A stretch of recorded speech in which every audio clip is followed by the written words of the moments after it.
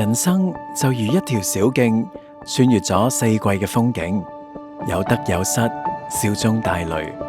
神讓萬物各按其時成為美好，就如佢喺我哋生命中安排嘅每一個季節，都有佢溫柔嘅用意。有時春光明媚，有時風雨飄搖，人生如朝露。如果興衰成敗，聚散離合，都有神嘅心意，我哋應該點樣面對同埋配合呢？每個屬靈季節嘅意義，我哋有分辨得到嗎？今日就讓我哋走進人生24節氣嘅風景，打開心田，與神深耕細作。無論你處於乜嘢光景，歡迎你嚟到心之旅程第5季之季節是你寫給我的信。唔知天父又想寫一封點樣嘅信俾我哋呢？你而家收聽緊嘅係同心電台，我係你嘅節目主持人 DJ 馬馬。各位團友，我哋開始啦！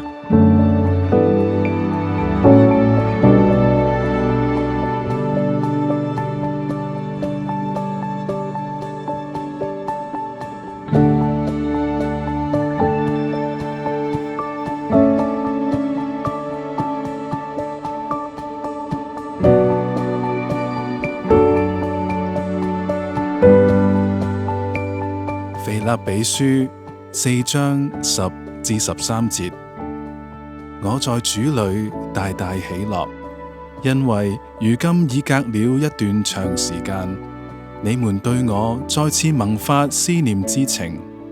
關於我的事，你們向來就思念，只是沒有機會表達。我這樣說，並不是由於我缺乏什麼，因為我已經學會了在什麼情況下都可以知足。我知道怎樣處卑賤，也知道怎樣處豐富。無論在任何情況下，飽足也好，飢餓也好，豐富也好，缺乏也好，我都得了秘訣，靠着那賜給我力量的，什麼情況我都能應付。各位團友，好快我哋完成咗10集嘅靈修啦，你哋做得好好啊！嚟到秋分呢一日，日頭同夜晚剛剛好，各佔12小時，1分都唔多，1分都唔少。呢一份恰到好處嘅平衡，有一份獨有嘅美感，好似造物主喺時序入面同我哋表達緊一種超越動盪嘅安然啊！不過呢，當我哋低頭翻返去自己嘅生命光景嘅時候，好多時都會發現我哋離呢一份和諧好似好遠好遠咁。我哋嘅內心反而更加似一個被四方八面拉扯嘅戰場啊！我哋人生呢，往往有好多選擇，唔知點揀好。例如呢，有個好好嘅升職機會擺喺面前，薪水同地位都會更加好，但係同時又意味住你可能要失去同仔女食晚餐嘅溫馨時光，同配偶散步傾心事嘅機會，仲可能難以專注喺教會好享受嘅侍奉。你企喺呢個十字路口，一邊係社會話俾你知嘅成功，一邊係你內心好珍惜嘅關係。主啊，我到底應該點樣揀？放棄嗰個機會好似好唔負責任，但係揀咗呢條路呢，我會唔會又失去更加多？又或者面對移民嘅抉擇，新環境好似有更加廣闊嘅前景，更加好嘅教育，好似一幅好靚嘅圖畫。但係呢幅圖畫嘅代價係要離開年紀漸大，需要你陪伴嘅爸爸媽媽，又或者要同嗰班一齊喊過、笑過、彼此扶持過嘅屬靈夥伴分開，仲要放低你一手一腳建立、睇住佢成長嘅教會事工，對將來嘅盼望同過去嘅唔捨得喺內心不斷交戰。你呢？你又有冇事情正喺度拉扯住你，要你做決定，唔知點揀？呢啲拉扯呢，其實好真實、好個人嘅。我哋活喺一個崇尚貪多嘅時代，追求更加多嘅滿足、更滿嘅情緒價值，每分鐘都想被需要嘅存在感。唯獨好少聽到嘅係聖靈果子裏面嗰份節制所帶嚟嘅寧靜同埋安穩。我哋好似一隻載得太多，但係又冇咗個錨嘅船，喺海浪裏面左搖右擺。正正就係咁樣嘅困境入面，我哋需要翻去一個最根本嘅問題：我哋受造嘅目的究竟係乜嘢呢？聖經話俾我哋知道，我哋係為咗讚美、榮耀、侍奉我哋嘅主而被創造嘅。意思就係話，我哋生命嘅核心意義同埋終極目標，就係要同神建立一份愛與被愛，並且用呢一份愛去回應世界嘅關係。世界上所有嘅嘢，包括健康啦、財富、關係、才幹等等，都係神賜俾我哋嘅禮物。目的係幫助我哋更加認識佢、愛佢。而平心，今日我哋要學習嘅呢個概念，就係為咗幫助我哋達到呢一個受造目的，而唔可以缺少嘅屬靈導航器啦。平心喺依納爵靈修傳統裏面，被稱為一份神聖嘅唔執着 （Holy Indifference）。佢唔係情感上面嘅絕緣或者麻木、事不關己，而係一種因為深刻信靠神嘅良善同埋主權，而被聖靈孕育出嚟嘅內心自由。呢份自由讓我哋能夠面對一切受造物嘅時候，唔會被個人嘅偏好、恐懼或者環境嘅壓力奴役，以致能夠清晰、安靜並且勇敢咁樣辨別同埋選擇喺當下嘅處境入面，邊一條路、邊一個選擇能夠令我哋更加愛慕神、更加認識神、更加侍奉神。平心亦係讓我哋喺做明智選擇嘅理由唔清楚之前，有能力暫時唔做決定嘅內在自由。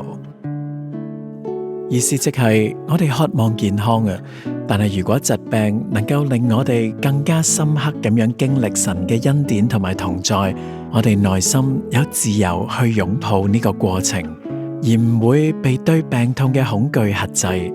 又例如，我哋可能都喜愛富足嘅，但係如果貧窮能夠令我哋更加真實咁樣體會到神係唯一嘅供應者，我內心會有自由，唔會因為貧窮而怨天尤人，反而會生出感恩。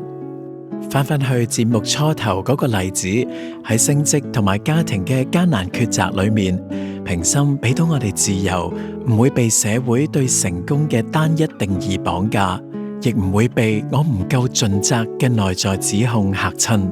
平心讓我哋能夠退到心靈嘅深處，單單嘅去求問主啊，喺呢兩條路裏面，邊一條能夠令我更加愛你，更加似你，並且能夠更加自由、更加喜樂咁樣去服侍你同你所託付俾我嘅人呢？主啊，我真係好想要升職嗰個位，亦都好驚對唔住屋企人，求你賜俾我一顆安靜嘅心，能夠聽見你。呢一份放手，為咗能夠更加專注、更加熱切、更加純粹咁樣愛神，並且喺愛裏面達成我哋被造嘅目的。平心讓我哋從各種嘅混亂、失去秩序嘅依附裏面得着釋放，唔係為咗活得更加空洞、更加消極，而係為咗能夠更加自由、更加積極咁樣愛主，好讓我哋同主嘅關係越發深厚堅穩。主，你是我找了半生的寶貝，變賣了一切也不會枉費，何用後悔？因我已得着你。主，這是我一生也不配的愛，救贖我捨身以寶血遮蓋，從今天起一切追隨基督愛你。平心平常心睇開啲，聽落去好似，卻係截然不同。如果分唔到，我哋會越操練離主越遠嘅。平心唔係佛教嘅平常心，平常心重點在於破除執着，睇透萬物皆空，從而心無所住。平心唔係睇空萬物，而係睇準萬物，認清一切受造物都係神所賜嘅禮物。佢哋嘅終極目的係引領我哋歸向同埋愛慕嗰位賜恩典嘅主。平心亦唔係陰陽調和或者平衡各方面嘅需要，唔係兼顧又愛世界又愛主，同時間 juggle 好多個波嘅能力。相反，平心係一份分辨同埋選擇，愛主多一啲，愛世界少一啲。平心更加唔係阿 Q 精神或者自欺欺人。阿 Q 精神係用扭曲嘅認知嚟逃避現實，平心則係靠住神所賜嘅勇氣同埋誠實，敢於面對現實嘅一切光景，並且喺信靠神嘅主權入面獲得超越環境嘅真正平安同埋真正自由。所以呢，如果個仔同阿媽講：阿媽，我考試0分同100分都冇乜所謂嘅，平心啊嘛，呢個唔係平心，呢個係歪理咁咯。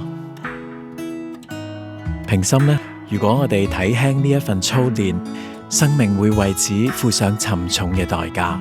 我哋會從一個擁有內心自由、能夠回應神愛嘅人，淪為各種內外力量嘅奴隸。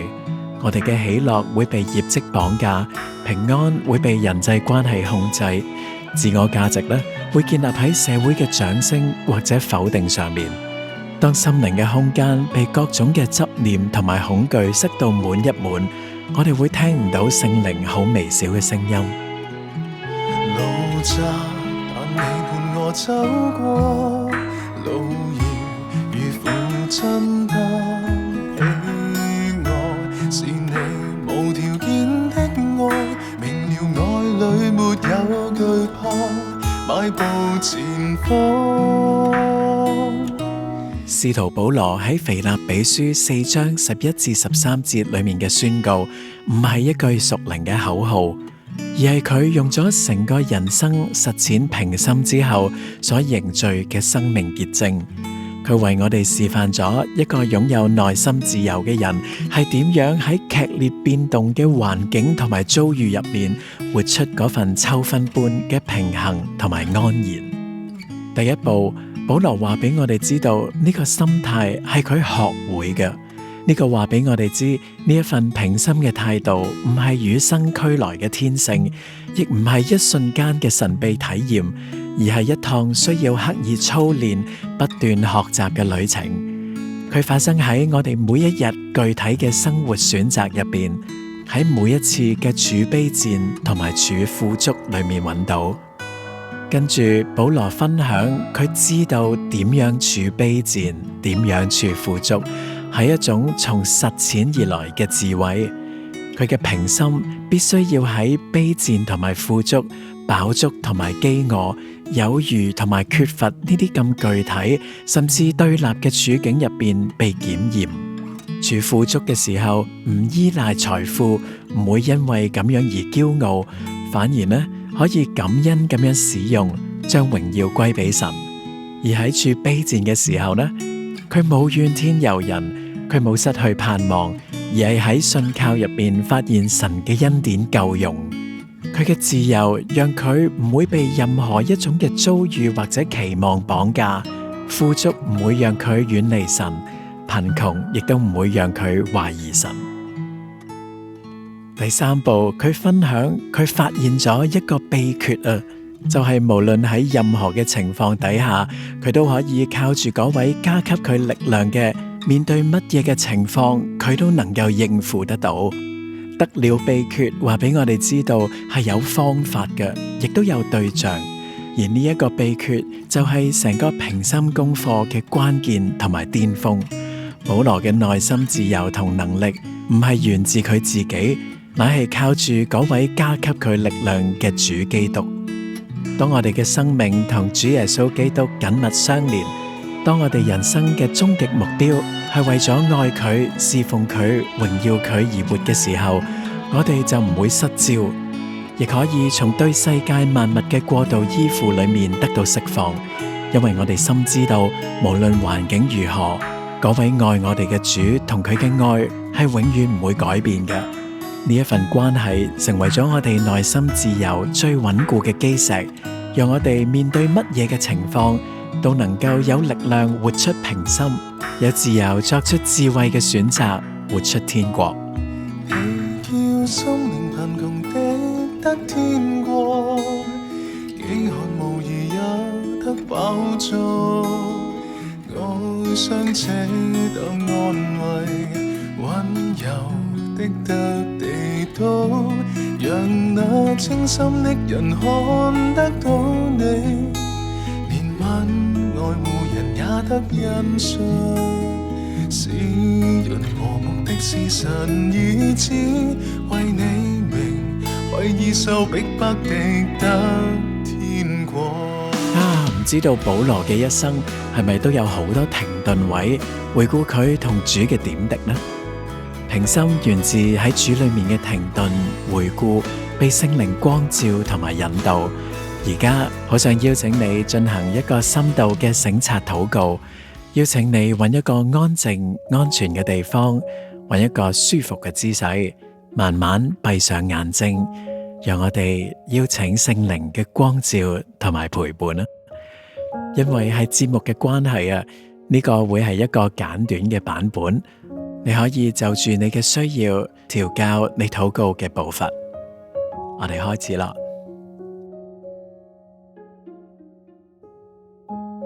感受一下你嘅呼吸，由鼻孔一呼一吸之間，感受佢嘅溫度，體會神賜予生命嘅氣息啊！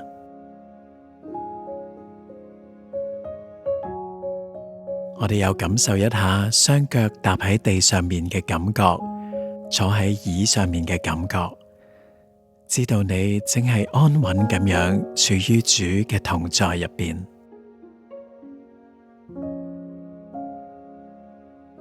而家讓我哋邀請聖靈喺整個禱告中陪伴我哋，光照明亮我哋嘅心。主啊，我哋願意將整個人向你開放，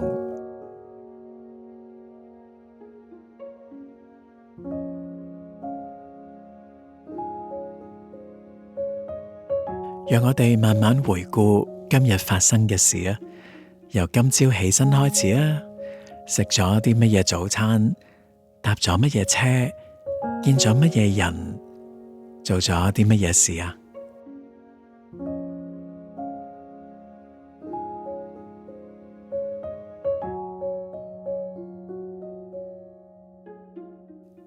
跟住係咪食午餐啊？食咗啲乜嘢呢？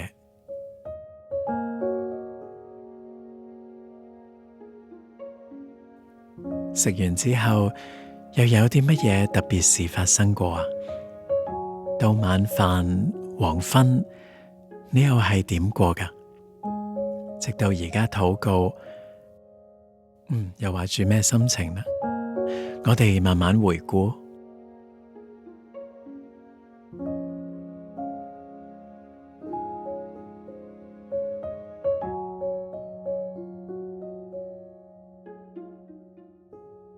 有冇一啲特別嘅片段、說話或者人物浮現啊？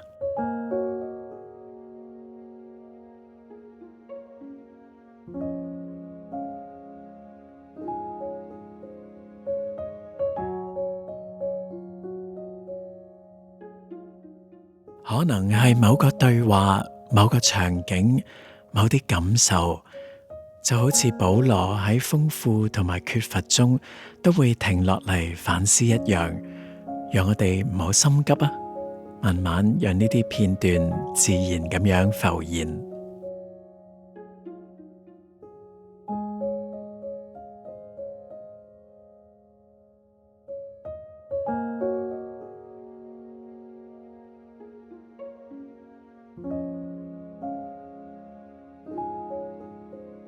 而家讓聖靈帶出一啲感恩嘅經驗，有冇一啲感恩嘅事情特別吸引你㗎？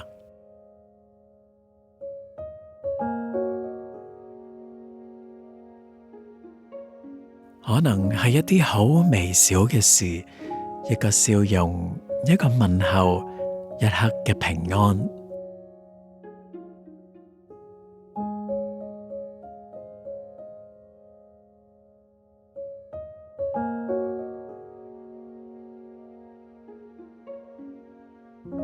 就好似保羅喺監獄裏面仍然揾到感恩嘅理由一樣，讓聖靈帶住我哋重新進入呢一個感恩嘅時刻啊！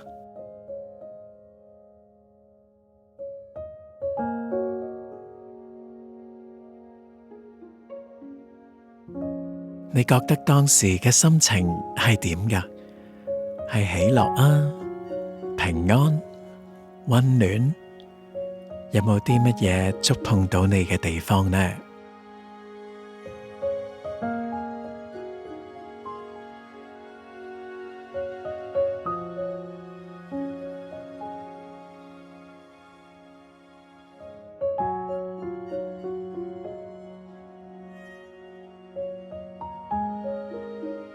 我哋又留意一下，我哋身體有啲乜嘢感覺啊？我哋心口係輕鬆定係沉重㗎？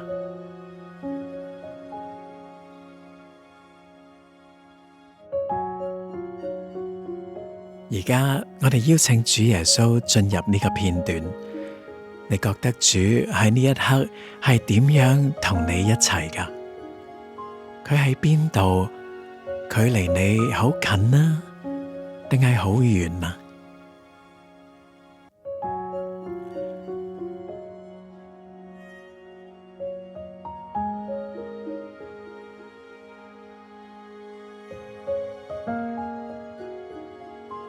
佢用緊乜嘢眼神望住你？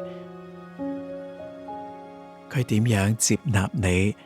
聽你講嘢，又想同你講啲乜嘢呢？我哋喺度停一停，同神傾下偈啊！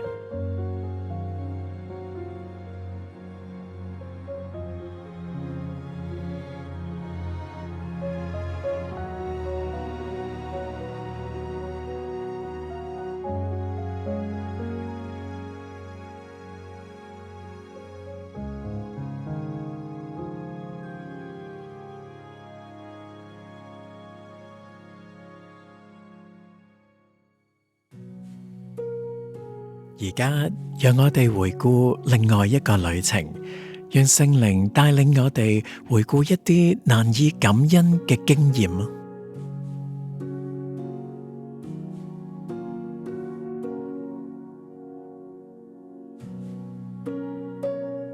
可能係一啲困難、傷害、失望、恐懼，定係其他呢？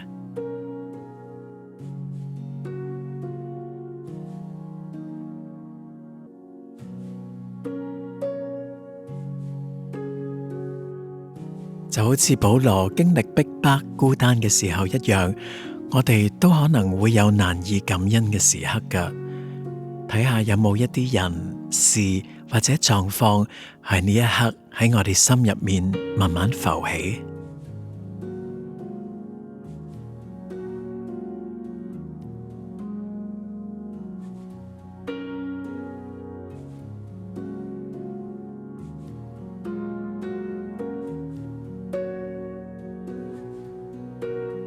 呢啲畫面有冇越嚟越清晰啊？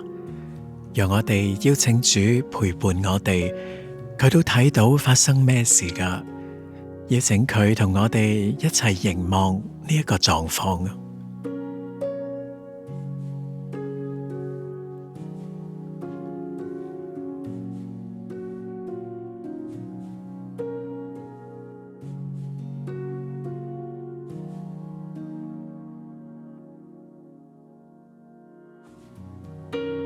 你感受到乜嘢情緒啊？係傷心、憤怒，係委屈、唔甘心，定係羞恥？我哋同主喺度表達一下。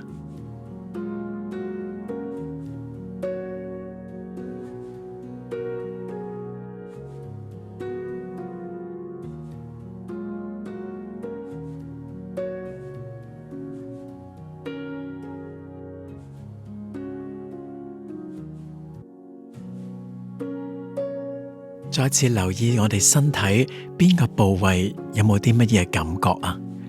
心口啊、腹部、喉嚨、肩頸膊有冇緊張？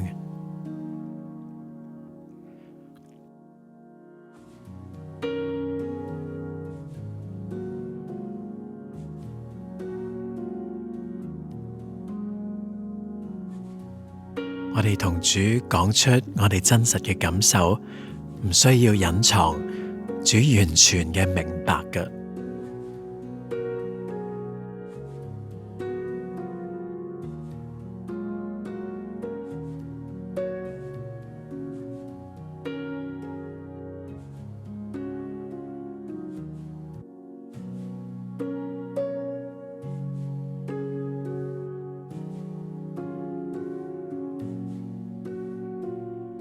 而家試下用主嘅眼光睇返呢一個情況啊！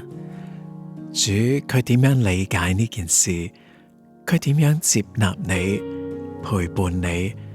我哋同主又喺呢度停低傾下偈。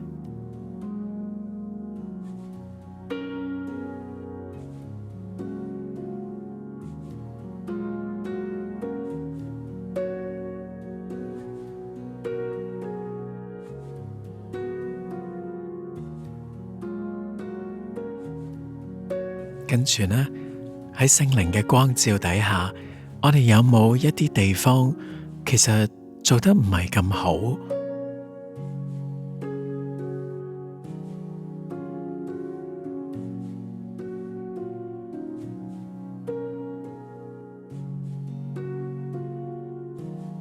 如果有嘅話，讓我哋誠心喺度求主去寬恕，我哋立志悔改認罪。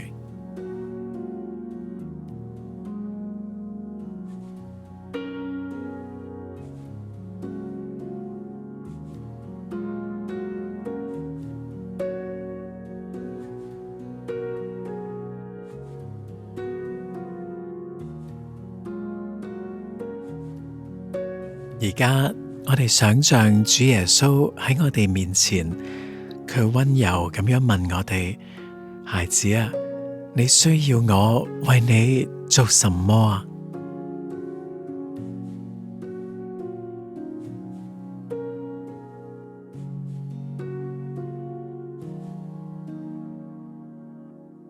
你可能需要平安、忍耐、勇氣、智慧、醫治，定係其他？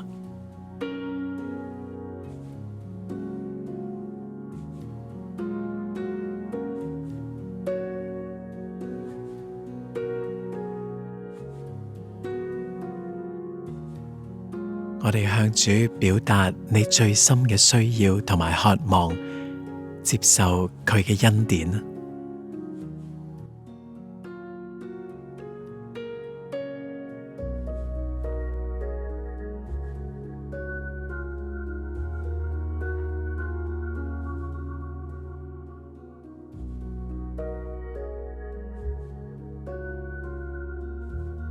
最後，讓我哋帶住主嘅恩典同埋平安，期待明天與主同行。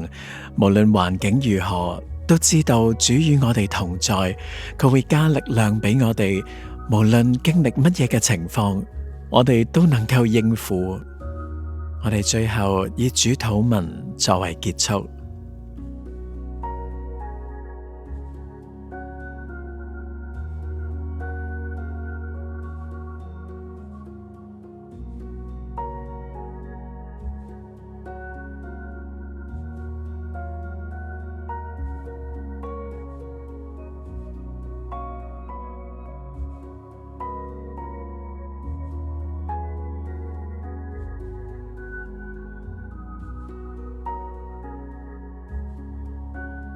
願主嘅平安與我哋眾人同在。阿門。啱啱聽過嘅有一生的福氣，各位團友，秋分喺天氣上面嘅平衡好快就會過去，但係藉住聯於基督而來嘅平心，卻能夠成為我哋生命入面恆久嘅風景。願保羅嘅見證激勵我哋，靠住嗰位加給我哋力量嘅主，學習呢一個知足嘅秘訣，活出真正嘅平靜同埋自由，成就受造嘅美意。呢度有一個呼籲，兩個報告。如果我哋嘅節目幫助到你，或者喺你或者你嘅群體面前蒙恩，我哋邀請你奉獻支持我哋。我哋做嘅同行工作大多數都冇收入㗎，你嘅奉獻將會支持我哋整個機構全年所做嘅同行工作，包括基層鄰舍探訪、青年人造就、網上多媒體平台及詩歌創作，以及海外宣教。我哋希望繼續喺呢個城市服侍基督嘅身體，與教會合作，亦做到一啲堂會未必有資源或者時間做到嘅嘢，同心合意興旺福音。最能夠幫助到我哋嘅係每月恆常奉獻，奉獻連結可以喺下面揾到。另外，我哋 Glow United 全港青年聚火營同埋聖誕社區關懷送暖行動 Boxing Love 繼續接受報名。跨年嘅 Glow United 尚餘少量4日3夜名額，並且遵從要求特別加開3日2夜嘅名額啊！至於 Boxing Love 探訪行動呢，我哋各區都有需要探訪嘅侍奉人員啊，特別係九龍西區。如果你冇乜所謂去邊區嘅話呢，可以去九龍西區。我記得有一年 Boxing Love 探訪啊，我探訪咗一位鄰舍，佢同我講，佢冇諗過喺呢個城市落住雨，嗰晚仲好凍添，會有人嚟尋找佢。呢一份尋找讓佢覺得佢有價值，有人會花時間同佢分享愛同埋寶貴嘅福音，正正係聖誕嘅意義。兩個12月嘅活動，快啲報名啦！同大家報一報天氣，一齊睇下天氣先生嘅預測啊！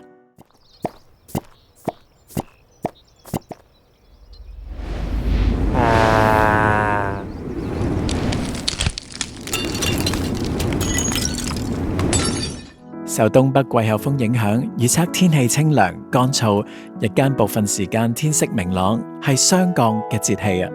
至於鄰近海域、南澳以南、汕尾以南、香港以南、沙堤以南、海南島沿岸等地嘅四極，都要敬畏耶和華，同埋學習以平心面對一生嘅高低起跌、順境逆境，喺萬事中學習更加愛主、榮耀主、跟隨主嘅秘訣啦。